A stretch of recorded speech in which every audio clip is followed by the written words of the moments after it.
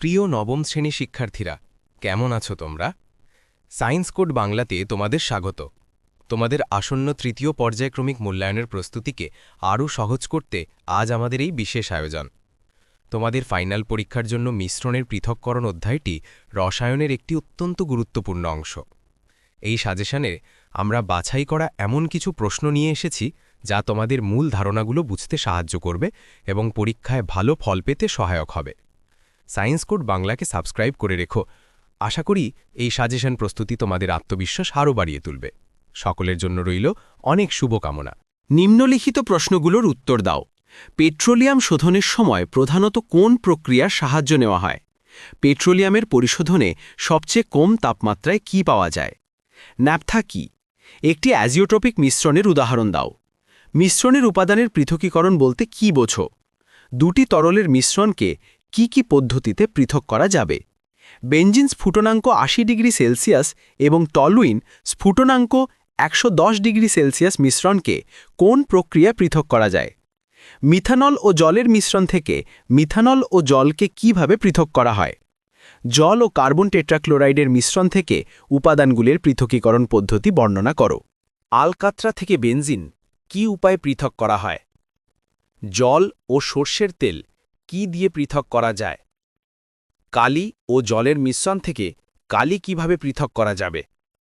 Chloroform ও জলের মিশ্রণকে বিওজি ফানেলের সাহায্যে পৃথক করলে কোনটি ফানেলের মধ্যে পড়ে থাকে? পৃথককরণে বিওজি ফানেল কখন ব্যবহৃত হয়? বর্ণনা করো। সেপারেটরি ফানেল কি? সেপারেটরি ফানেলের সাহায্যে তরলের মিশ্রণ পৃথক করার জন্য দুটি প্রয়োজনীয় শর্ত লেখো। কি ধরনের মিশ্রণ পৃথক করতে সেপারেটরি ফানেল ব্যবহার করা হয়? বায়ুর গ্যাসীয় উপাদান পৃথকীকরণের জন্য কোন পদ্ধতি অবলম্বন করা হয়? অসমসত্ব মিশ্রণ কি এবং এটি কয় প্রকারের হয়? আংশিক পাতন পদ্ধতিটি কিভাবে কাজ করে? আংশিক পাতন পদ্ধতির নীতি কি? একাধিক তরলের মিশ্রণে স্ফুটনাঙ্কের পার্থক্য থাকলে কি দ্বারা পৃথক করা হয়? তেল ও জলের মিশ্রণ পৃথককরণের পদ্ধতিটির নাম কি? রান্নার গ্যাসের উৎস কি?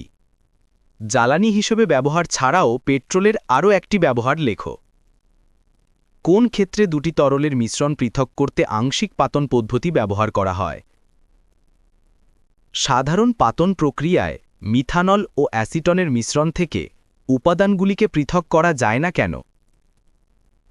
আংশিক পাতন পদ্ধতিতে মিথানল ও অ্যাসিটনের মিশ্রণ থেকে কোনটি আগে পাতিত হয়? অবশেষ কাকে বলে? Brought to you by science code Bangla. বিজ্ঞান এখন পকেটে। হা হা হা হা। কেমন লাগলো আজকের ভিডিও কমেন্ট করে জানাতে ভুলো না। জানো সায়েন্স কোড বাংলাকে সাবস্ক্রাইব করে রেখো, দেখবে ফাইনাল পরীক্ষার দৌড়ে এগিয়ে থাকবে তুমিও। আজকের মতো বিদায়, আবার দেখা হবে নতুন কোনো পর্বে। Thanks for watching.